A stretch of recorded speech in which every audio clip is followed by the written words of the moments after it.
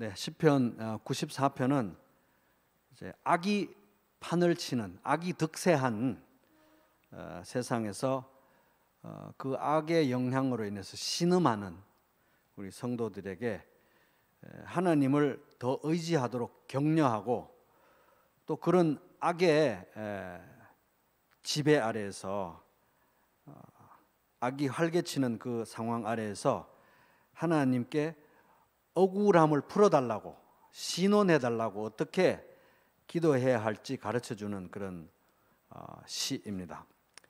그래서 이제 악한 자들이 교만과 또 불신 가운데서 권력과 부를 차지하고 노골적으로 그들의 악을 드러내고 자랑하면서 약한 자들을 압제하고 핍박하고, 특별히 하나님의 백성들을 핍박하고 혐오하고 또 하나님께 이제 대적하고 하나님을 모독하는 그런 모습을 보일 때 하나님의 자녀들은 이제 혼돈과 고통을 경험하는데, 이럴 때 우리는 어떻게 하나님께 기도하고 부르짖어야 되는가, 이런 데에 대한 인사이트를 얻을 수 있는 그런 시가 시편 94편입니다. 그래서 1절, 2절은 이제 하나님을 향한 탄원으로 시작하죠. 악인들을 벌하소서. 그래서 1절, 여호와여 복수하시는 하나님이여, 복수하시는 하나님이여, 빛을 비추어 주소서. 그래서 복수하시는 하나님이라는 말이 2번 강조됐습니다. 공의의 하나님, 천벌을 내리시는 하나님, 이런 의미죠. 2절, 세계를 심판하시는 주여 일어나사 교만한 자들에게 마땅한 벌을 주소서. 너무 악이 창궐하니까 탄원하는 거예요. 악한 자들, 하나님을 모독하는 자들, 하나님의 백성을 핍박하는 자들을 벌하여 주시옵소서. 3절에서 7절은 그 악인들의 악에 대해서 구체적으로 탄식하는 내용입니다. 하나님 앞에. 여호와여, 3절, 여호와여 악인이 언제까지 또 반복되죠. 악인이 언제까지 개가 승리의 노래를 부르겠습니까? 그들이 마구 짓거리며 오만하게 떠들며 죄악을 행하는 자들이 다 자만하나이다. 언제까지 이걸 제가 보고 있어야 합니까, 하나님? 5절, 여호와여 그들이 주의 백성을 짓밟으며 주의 백성이 주의 소유잖아요. 주의 소유를 곤고하게 하며, 6절, 과부와 나그네를 죽이며 고아들을 살해하며. 그렇게 자기들이 세상에서 힘이 세다고 떵떵거리는데 꼭 괴롭히는 건 이렇게 약자들을 괴롭힙니다. 7절, 그런 짓을 하면서 뭐라고 하느냐 하면 말하기를 여호와가 보지 못하며 야곱의 하나님이 알아차리지 못하리라 하나이다. 이들의 정신세계를 지배하는 핵심적인 사상은 뭐냐? 하나님이 보지 못한다, 하나님이 알지 못한다 하는 것입니다. 이런 생각을 가지고 악을 행하고 하나님의 백성들과 약자들을 괴롭히는데, 안타깝게도 하나님의 백성들이 또 이들의 사상에 영향을 받아요. 정말 하나님이 보지 못하시는구나, 하나님이 알지 못하시는구나, 이런 생각에 알게 모르게 은연중에 영향을 받는다는 겁니다. 자, 8절에서부터 11절은 이제 악인들의 이런 그 횡포 아래에서 신음하는 성도들을 깨우는 도전의 메시지입니다. 특별히 이제 하나님의 백성들 중에서도 물론 힘들고 고통스럽지만 악인들이 너무 득세하고 너무 막 난리를 치니까 하나님이 보지 못하는구나, 하나님이 알지 못하는구나, 이런 생각에 잠재적으로 이렇게 마음속으로 동조된, 그러니까 정말 하나님이 못 보시나 보다, 하나님이 모르시나 보다, 이렇게 영향을 받은 그런 사람들에게 도전하는 메시지, 그들을 깨우는 메시지입니다. 8절, 백성 중에 어리석은 자들아, 백성 중에 어리석은 자들아, 너희는 생각하라. 무지한 자들아, 너희가 언제나 지혜로울까? 정신 차리라, 이 말이에요. 힘든 건 알지만 정신 차리라 하는 겁니다.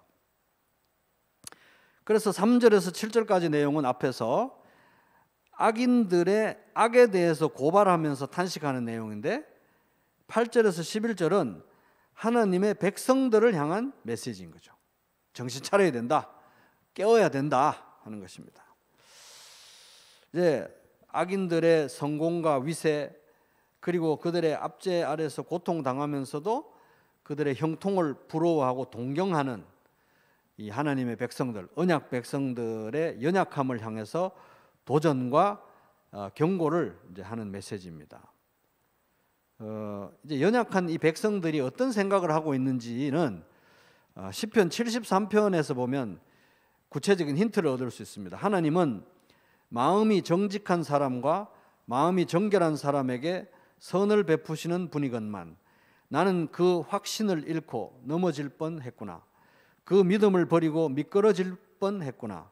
그것은 내가 거만한 자를 시샘하고 악인들이 누리는 평안을 부러워했기 때문이다. 시편 73편 1절에서 3절. 악인들의 형통을 보고 실족한 거예요. 이 사람이, 시인이. 그래서 자기를 미련하다고 말합니다. 시편 73편 22절. 나는 우둔하여 아무것도 몰랐습니다. 나는 다만 주님 앞에 있는 한 마리 짐승이었습니다. 악인들의 형통을 부러워하고 그래서 실족하고 넘어진 자기가 짐승과 같이 어리석었다. 그런 고백이 나오는데 이러한 마음 상태에 있었던 거죠. 이 시편 94편의 독자들이 그런 상황에 있었던 거예요. 그들을 흔들어 깨우는 겁니다. 백성 중에 어리석은 자들아 너희는 생각하라. 무지한 자들아 너희가 언제나 지혜로울까? 정신 차려라. 지혜를 회복해라 하는 겁니다. 자, 9절 보겠습니다. 같이 읽어볼까요? 시작. 귀를 지으시니가 듣지 아니하시랴. 눈을 만드시니가 보지 아니하시랴. 그래서 7절에 보면 아까 하나님 우습게 여기는 사람들의 사상의 핵심은 하나님이 보지 못한다, 하나님 알지 못한다인데 그런 사상에 영향받지 말아라. 하나님이 귀를 지었는데 못 들으시겠느냐? 하나님이 눈을 지으셨는데 못 보시겠느냐? 그러니까 만약에 정말 하나님이 눈을 창조하신 분이 맞다면 정말 곰곰이 생각해 볼 필요가 있는 것 같아요. 하나님이 정말 눈을 만드신 분이 맞다면, 그러니까 하나님이 눈을 만드셨다는 것은 우리가 뭘 본다는 어떤 현상을 만드시는 거잖아요.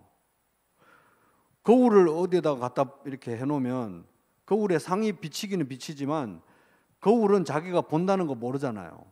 그런데 우리는 이렇게 보면 본다는 걸 알고 뭔지 알잖아요. 그죠? 이런 본다는 현상과 개념을 만드신 분이 하나님이고 눈도 만드신 분이 하나님이고 들린다는 것도 귀도 만들고 들리는 현상도 만들었잖아요. 큰 소리가 나면 북을 치면 북이 뚫리고 징을 치면 징이 뚫리지만 징은 그 소리를 못 듣잖아요. 그런데 우리는 귀에 고막이 흔들리면 소리를 듣고 해석하고 이해하는 능력인데 듣는다는 개념을 만드신 분이 하나님인데 못 들으시겠느냐? 정말 그분이 하나님이 귀와 눈을 지으셨다면 듣고 본다는 건 너무나 자명한 일 아니냐, 이렇게 이들의 상식을 흔들어 깨우고 있습니다. 하나님의 백성들의 혼돈의 핵심을 찌르는 거죠. 그러니까 너희들의 문제도 결국은 하나님이 못 본다고 생각하고 하나님이 못 들으신다고 생각하는 거 아니냐. 발상의 전환인 것입니다. 자, 10절. 모든 백성을 징벌하시는 이, 곧 지식으로 사람을 교훈하시는 이가 징벌하지 아니하시랴. 이게 이제 번역이 조금 안타깝습니다. 징벌이 아니고 징계라고 하는 게 좀 더 가깝습니다. 야샤르라는 단어인데, 야샤르, 징계하다, 훈련하다, 가르치다. 그래서 이 야샤르라는 단어의 헬라어 구약 성경 단어는 가르치다, 훈련하다, 징계하다 이런 뜻의 그 단어가 써졌습니다. 그래서 요 번역, 요런 느낌을 살린 우리말 성경 번역은 이렇습니다. 이방 민족들을 훈계하시는 분이 그죠? 징벌하시는 분이기도 한데 죄에 대해서 징벌하고 심판하고 하시는 분이기도 맞는데 여기서 강조된 것은 징벌이 아니라 징계, 훈련, 교훈 이런 거예요. 그래서 우리말 번역을 했습니다. 이방 민족들을 훈계하시는 분이 바로잡지 아니하시겠느냐, 사람을 가르치는 분이 모르시겠느냐, 이런 거예요. 그러니까 이제 이 10절의 의미는 하나님이 온 인류를 가르치시는 분이시다. 하나님이 온 인류에게 뭘 가르치시느냐? 하나님이 존재한다는 사실을 가르치고요, 자연 만물이나 모든 걸 통해서. 또 그렇게 해서 무엇이 선하고 무엇이 악한지 가르치시고, 또 하나님을 인정하고 믿고 순종할 것을 가르치시는 분이 또 하나님이시라는 거예요. 모든 민족에게, 모든 민족을 가르치시는 분이신데, 당신의 백성, 하나님의 백성을 안 가르치시겠느냐 하는 겁니다. 그런 취지의 의미입니다. 10절. 그래서 하나님은 세상을 다스리시고 모든 사람을 가르치시고 징계하시고 훈계하시고 훈련하시는데, 하나님의 백성을 방치하시겠느냐? 다른 말로 하면은 지금 현재 하나님의 백성들이 겪고 있는 시련과 고통과 고난이 아무 목적도 없이, 아무 뜻도 없이, 그냥 막 랜덤하게 하나님의 통제와 계획도 없이 막 우리에게 임해서 우리가 어디로 갈지도 모르는 막 그런 낭패를 당하고 있다고 생각하느냐? 그게 아니라는 거예요. 하나님의 백성이 겪고 있는 혼란과 고통 가운데서도 하나님은 여전히 함께 하시고, 또 그 가운데서 합력해서 선을 이루시고 특별히 그들을 훈련하고 연단하신다. 고난과 시련 가운데서 훈련하고 연단하신다. 뭇 백성을 징계, 훈련, 연단하시는 이가 하나님의 백성을 그렇게 하시지 않겠느냐 이제 하는 의미입니다. 10절. 자, 11절을 보면 여호와께서는 사람의 생각이 허무함을 아신다. 그래서 허무함이라는 건 헤벨, 수증기 이런 뜻인데, 무엇이 허망한가? 하나님이 없다고 생각하고, 하나님이 보지 않으신다고 생각하고, 하나님이 모르신다고 생각하는 생각이 허망하다는 거예요. 그런데 그 허망한 생각은 온 인류가, 하나님의 백성 포함해서 온 인류가 가지고 있다는 겁니다. 여호와께서 사람의 죄악이 세상에 가득함과 그의 마음으로 생각하는 모든 계획이 항상 악할 뿐임을 보시고. 창세기 6장 5절. 그래서 이런 허망한 생각은 온 인류에게 팽배한 생각인데 하나님의 백성들에게도 마찬가지라는 겁니다. 그래서 이제 10절을 보면은 하나님은 온 인류를 가르치시고 훈련하시는 분, 그래서 자기의 백성도 훈련하고 가르치시는 분. 그런데 11절은 자기 백성 포함해서 온 인류는 생각이 허망한 존재. 다시 말하면 하나님은 온 인류를 가르치시는 분인데, 온 인류는 하나님 백성 포함해서 모두 다 가르침을 받을 기본 정신 상태가 안 된 사람들이라는 사람이 지금 그런 거예요. 하나님은 온 인류를 가르치시고 하나님 백성을 가르치시는데 11절을 보세요. 다 인간은 생각이 허망한데 하나님은 또 그걸 알고 계세요? 기본 학습 능력이 안 됐다는 걸 다 아시는데, 하나님이 생각이 허망해서 하나님을 인정하지 않는 생각으로 꽉 찼는데, 그걸 다 아시는데 모든 민족을 가르치세요. 그리고 하나님의 백성을 특별히 더 가르치세요. 그런 분이라는 겁니다. 지금 그런 얘기하고 있는 거예요.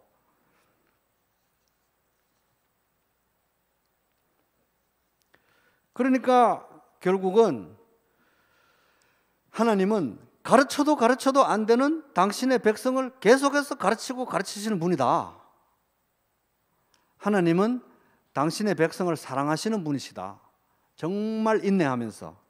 그리고 하나님은 온 인류를 사랑하시는 분이시다. 정말 인내하면서. 이걸 알 수 있는 구절입니다. 자, 12절부터 15절의 내용은 이 혼란과 시련 가운데서, 아까 이제 8절에서 11절은 혼란과 시련 가운데서 하나님을 대적하는 자들의 사상에 유혹을 받아서 같이 혼돈에 빠져 있는 어리석은 백성들을 향해서 언제까지 어리석을 거냐 이렇게 그들의 어리석음에 경고하는 메시지였잖아요. 12절부터 15절은 혼란과 시련 가운데서도 혼란과 시련에도 불구하고 공의의 심판하실 공의의 하나님을 신뢰하면서 그 하나님의 훈련 프로그램에 연단 프로그램에 집중하는 사람들, 그런 사람들은 도대체 얼마나 행복한 사람들이냐 하는 걸 하나님 앞에서 노래하고 있는 부분입니다. 자, 그래서 12절 보면은 여호와여 주로부터 징벌을 받으며, 여기 또 징계입니다. 징계, 훈련, 가르침. 징벌은 뭐예요? 징벌. 죄에 대해서 벌을 내리는 거잖아요, 지금. 근데 12절에 보면 징벌을 받는 사람은 복이 있다, 끄트머리 복이 있다 돼 있으니까 이 말이 안 되는 번역입니다. 징벌을 받는 게 왜 복이 있습니까? 징계를 받아야 복이 있는 거죠, 그죠? 징벌은 죄에 대한 대가를 치르는 거고, 징계는 사랑으로 우리를 훈육하는 게 징계잖아요. 그래서 다른 거예요. 이게 징벌이 아닙니다. 그래서 여호와여 주로부터 징계를 받으며 주의 법으로 교훈하심을 받는 자가 복이 있나니. 징벌 받는 거는 복이 있는 거 아니에요. 그래서 징계가 맞습니다. 징계.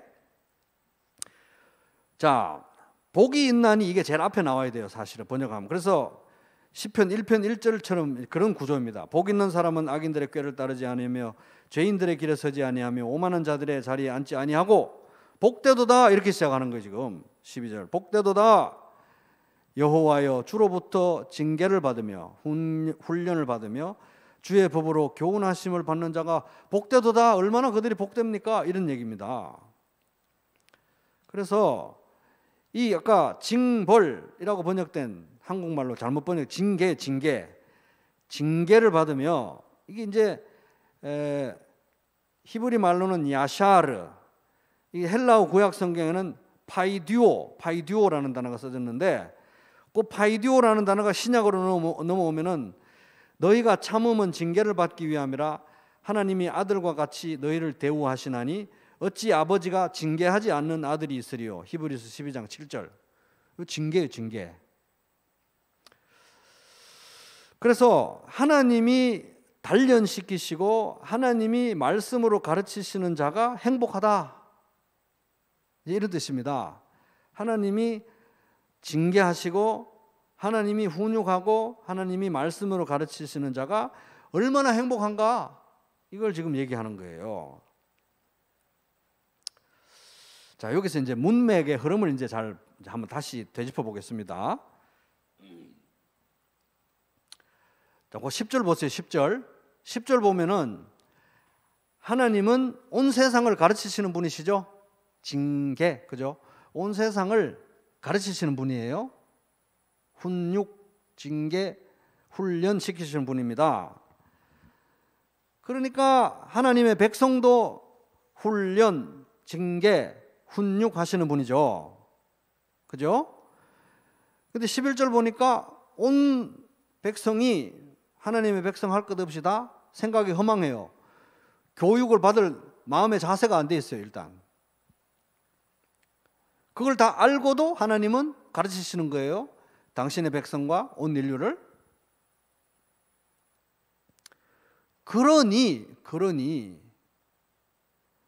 그러니까 교육을 받을 마음의 기본 자세가 안 돼 있는데 가르쳐 본들 효과가 없는 거잖아요. 그러니까 사실 대부분은 이 가르침에 열매를 못 맺어요. 안 그렇습니까? 인류의 대부분은 사실 생각이 허망하기 때문에 하나님이 아무리 가르쳐도 그 열매를 못 맺어요. 그런데 상황이 그러한데 12절에 이 하나님께 징계를 받고 훈육을 받고 말씀으로 가르침을 받는 사람들이 있다 없다? 있다는 거예요. 그게 하나님의 백성들이라는 겁니다. 그러니 이 사람들이 얼마나 행복한 사람이냐는 거예요. 온 인류가 다 생각이 허망해서 하나님 말씀을 받을 마음의 자세가 안 돼 있는데 가르쳐봐야 말짱 도루묵인데, 그런 와중에서도 하나님의 말씀을 받고 하나님의 교육을 받고 훈련을 받는 사람들이 있더라는 거예요. 결국 그들은 은혜로 그렇게 은혜로 하나님이 가르쳐 주는 게 진짜로. 그러니 그들은 얼마나 복된 사람들인가? 은혜라고 볼 수밖에 없다 하는 겁니다.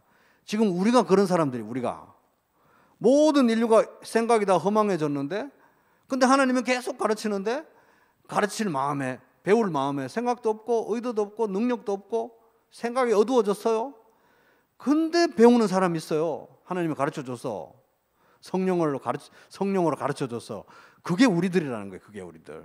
얼마나 복되냐 하는 거예요. 얼마나. 그래서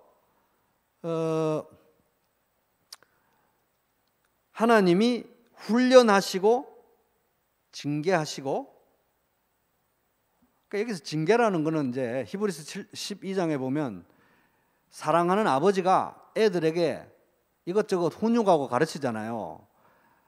엄마 아빠가 자식을 사랑하면 애들이 숟가락으로 밥 안 먹으면 혼내고 숟가락으로 먹으라고 혼내고 가르치고 젓가락 쓰기 싫어 이러면 그래 쓰지 말아라 이거 아니고 젓가락 가르치고 혼내고 가르치고 학교 가기 싫어 내버려 두는 게 아니라 혼내서 학교 가게 하고 어른들한테 인사 안 하면 하기 싫어 내버려둬 이게 아니라 혼내서 가르치고 제대로 된 부모라면 다 뭘 가르치잖아요. 그죠?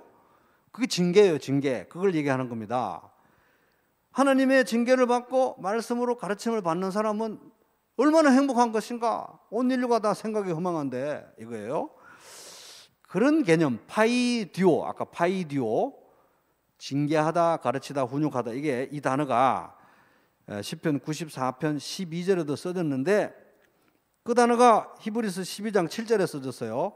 히브리서로 한번 넘어가 볼게요. 히브리서 12장 7절.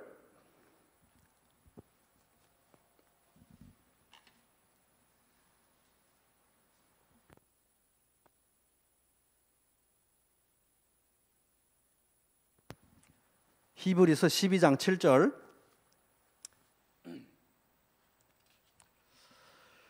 그래서 시편 94편 12절을 이해하는데 굉장히 중요한 구절이라서 넘어왔습니다.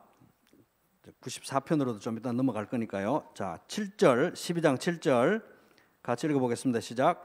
너희가 참음은 징계를 받기 위함이라 하나님이 아들과 같이 너희를 대우하시나니 어찌 아버지가 징계하지 않는 아들이 있으리요. 근데 그 후반부는 이렇게 이해하기 쉽잖아요. 하나님이 아들과 같이 너희를 대우하시나니 어찌 아버지가 징계, 훈련, 훈육, 학교가 밥으로 숟가락으로 밥 먹어야지, 뭐 화장실 갈아야지, 뭐 이렇게 훈육하고 징계하고 혼내지 않는 부모가 어디 있냐? 그러니까 훈육과 징계가 있다는 건 친자식이라는 뜻이다. 이게 이제 히브리서 12장 7절 후반부의 의미인데 중간부터 후반부의 의미인데 이 앞부분이 어려워요. 앞부분이.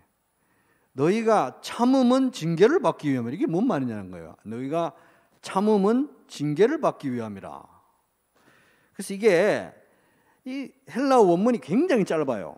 굉장히 짧은 걸 이렇게 번역을 하려다 보니까 이게 번역이 잘 너무 어렵게 됐는데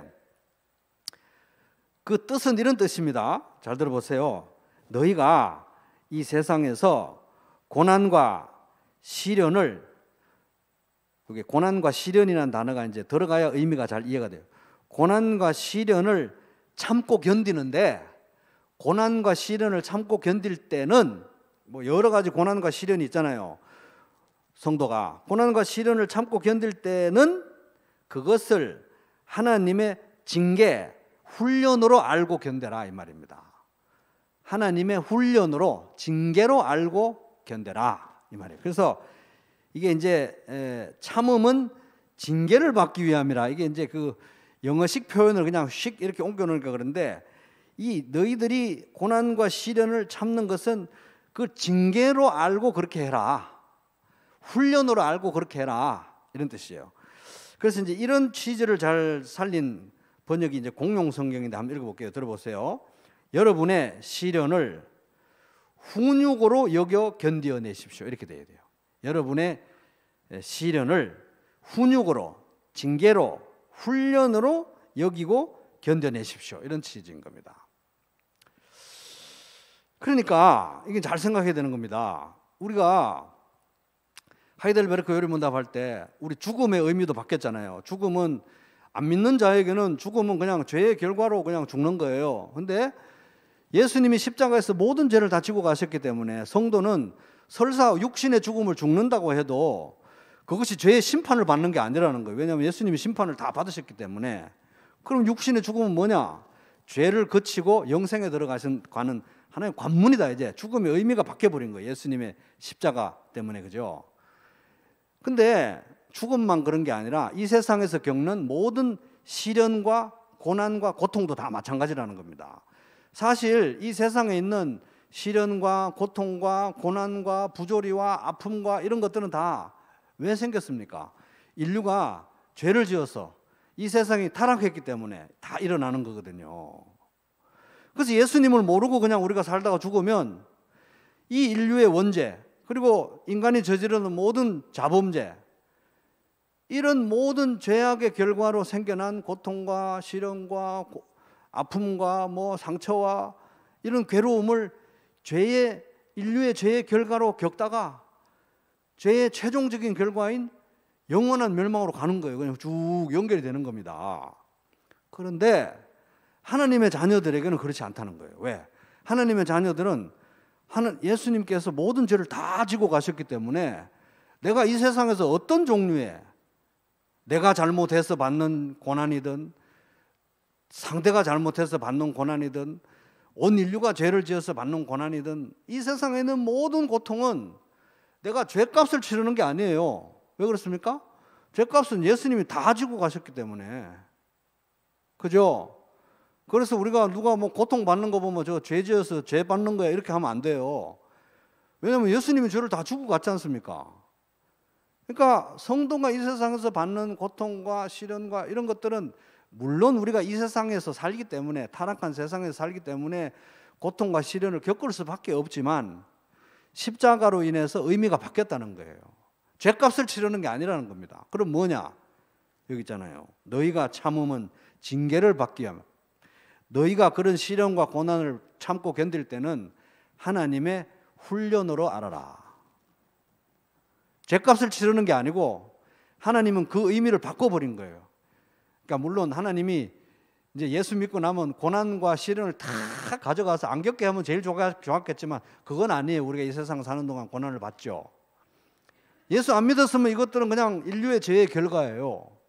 근데 우리 예수 안에 있기 때문에 모든 죄값을 다 치렀기 때문에 이것은 내가 죄값을 받는 게 아니고, 죄값을 받아도 싸죠 원래는. 근데 죄값을 받는 게 아니고 이것은 훈련으로 알아라. 합력해서 선을 이루고 그 안에서 그리스도의 형상을 만들어내기 위한 훈련으로 알아라 이거예요. 그러니 얼마나 감사하냐 이 말입니다.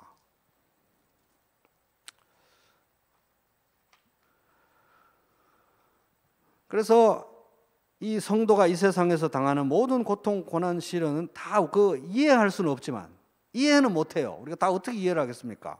그러나 더 큰 그림에서 우리가 볼 수 있는 것은 하나님이 통제하고 계시고 합력해서 선을 이루실 것이고 이 모든 것을 연단의 과정으로 쓰실 것이다. 합력해서 선을 이루시고 그리스도의 형상을 만드는, 그래서 낭비되는 거 하나도 없이, 잃어버리는 거 하나도 없이 다 그냥 사용해서 그리스도의 형상으로 만들 것이다. 폐타이어, 쓰레기, 기찻길 지나가는 거 침목 이런 거 다 써가지고 막 작품 만들어내듯이 우리의 모든 과거, 현재, 미래를 다 그냥 쓰셔가지고 그리스도의 형상을 만드는 연단의 과정으로 알아라 하는 것입니다. 그래서 이제 성도에게 있어서 고난은 훈련이고 훈육이다. 그런데 하나님을 대적하는 사람들에게는 고난과 시련과 고통과 부조리와 아픔과 상처, 이것들은 그냥 인류가 죄악이 넘치는 인류 가운데 그냥 벌어지는 일들이고 그것은 그냥 영원한 심판으로 이어질 뿐이라는 겁니다. 그것이 하나님을 대적하는 모든 악인들의 슬픈 영적 현실이다. 자, 13절, 이런 사람에게는 환난의 날을 피하게 하사 악인을 위하여 구덩이를 팔 때까지 평안을 주시리다. 이것도 좀 어려워요. 여기 12절과 13절을 붙여서 읽어야 돼요. 같이. 사실 연관되어 있습니다. 12절 다시 볼게요. 돌아와서 시편 94편 12절. 자, 여호와여 얼마나 복이 있습니까? 주님께 징계를 받고 훈육을 받고 훈련을 받고 주님의 말씀으로 교훈하심을 받는 이 사람들은 얼마나 복이 있습니까? 왜냐? 13절 하나님이 그렇게 징계하고 훈육하고 말씀으로 교훈하시는 목적이 13절이라는 거예요. 13절. 왜 그렇게 가르치시고 징계하시고 훈육하시느냐? 그들이 환난의 날을 피하게 하사 악인을 위하여 구덩이를 팔 때까지 평안을 주시리이다. 이거 좀 번역이 어려워서 제가 다른 번역으로 읽어볼게요. 12, 13절 같이 엮어서 읽어보겠습니다. 주님 행복합니다. 당신께서 징계하시고 당신 법으로 가르치는 사람 행복하다 이 말입니다. 13절 악인이 떨어질 구덩이가 파질 때까지, 악인들의 심판 때까지 불행의 날에도 그에게 평온을 주시기 위함입니다. 그러니까 정리하면 이런 겁니다. 하나님이 이 세상에서 성도들이 이 세상에 사는 동안 겪을 수밖에 없는, 어차피 이 세상에 사는 동안 겪을 수밖에 없어요. 이유는 알 수 없지만 겪을 수밖에 없는 그 고난과 고통과 시련들을 징계로, 훈련으로 사용하시고 또 말씀으로 가르치시는 이유가 뭐냐? 이유가 악인들이 멸망할 때까지, 예수님이 다시 오셔서 하나님 나라를 완성하실 때까지 이 세상에는 고난과 시련이 있잖아요. 그때까지 견뎌야 되기 때문에 그때까지 하나님 나라가 이 땅에 완성되는 그날까지 이 성도들이 겪을 수많은 불행의 날들, 고통의 날들 가운데 우리에게 평안을 주시기 위해서 그렇게 하신다 하는 겁니다.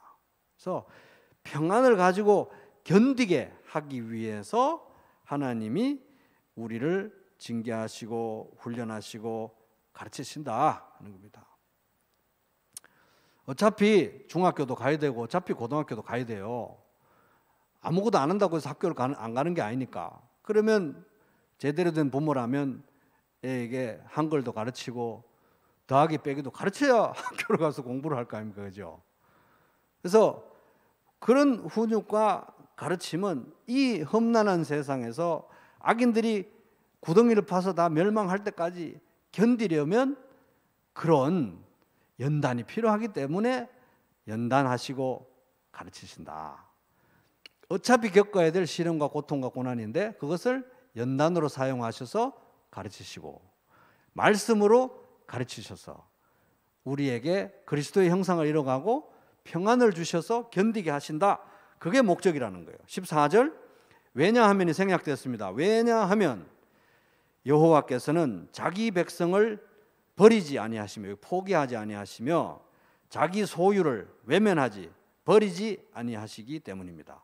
왜냐하면이 생략됐습니다. 왜냐하면 앞에 또 연결됐어요. 그러니까 자, 왜 징계하고 왜 말씀으로 가르치시느냐? 악인들이 횡행하는 이 세상에서 끝까지 견디고 고난과 시련 가운데서 평안을 가지고 끝까지 견디게 하기 위해서 징계하시고 훈련하시고 말씀을 가르치시는 거잖아요. 근데 그거는 뭘 보여주느냐? 14절에 의하니까 그건 뭘 보여주느냐? 하나님은 당신의 백성, 당신의 소유를 절대로 포기하거나 버리지 않으신다는 걸 보여준다는 겁니다. 그러니까 고난과 시련에 대한 관점이 바뀌는 거예요.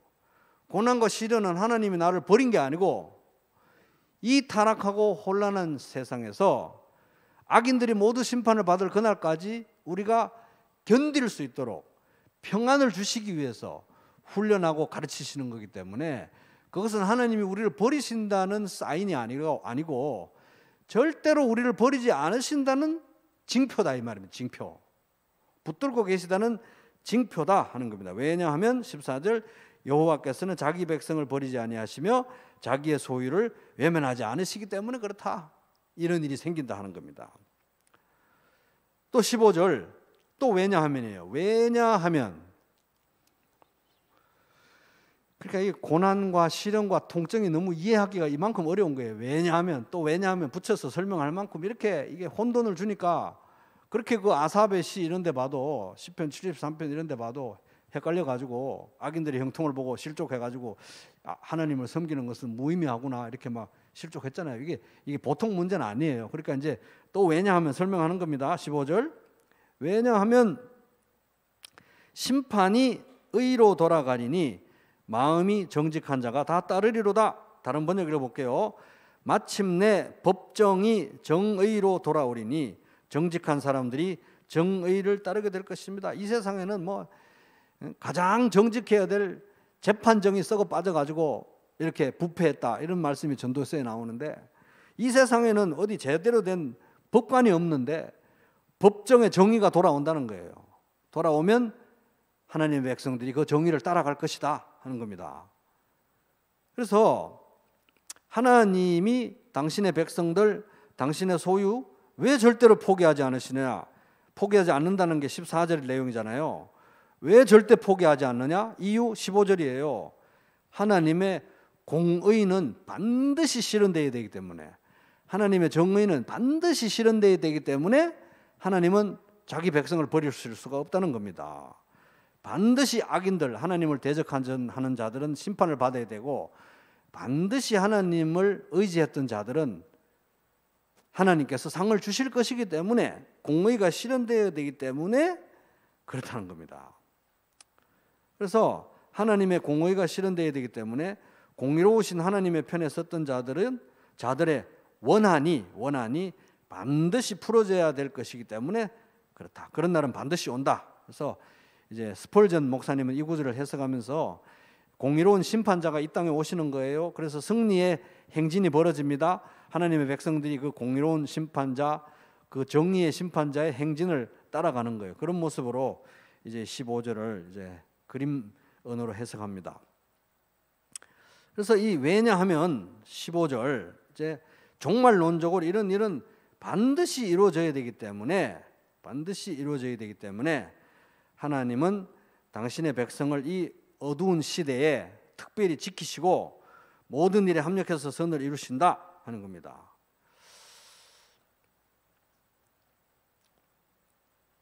이런 거 볼 때 인류의 죄와 악인들의 어떤 형통으로 말미암아서 우리가 막 고통과 시련과 혼돈을 겪고 있는데, 이 가운데서 우리가 알아야 될 것은 인류의 죄의 결과로 생긴 모든 고통과 시련들, 그리고 이제 그것들은 이제 모든 고통과 시련은 하나님의 선한 뜻 안에서 합력해서 선을 이룬다. 우리의 유익을 위해서 작동한다. 그걸 징계라고 하는 거예요. 징계. 어차피 이 세상에 살면, 타락한 세상에 살면 겪을 수밖에 없는 고통과 시련과 아픔인데, 우리에게 있어서는 하나님이 우리의 유익을 위해서 합력해서 선을 이루시니까 그걸 징계로 사용하신다, 연단으로 사용하신다, 훈련으로 사용하신다 하는 겁니다. 그래서 이제 명사형으로 징계라는 단어, 훈련이라는 단어는 따라해 볼게요. 파이데이아. 파이데이아가 이제 징계, 훈련 뭐 이런 뜻이에요. 훈육. 그래서 그게 히브리서 12장 7절의 의미입니다. 파이데이아.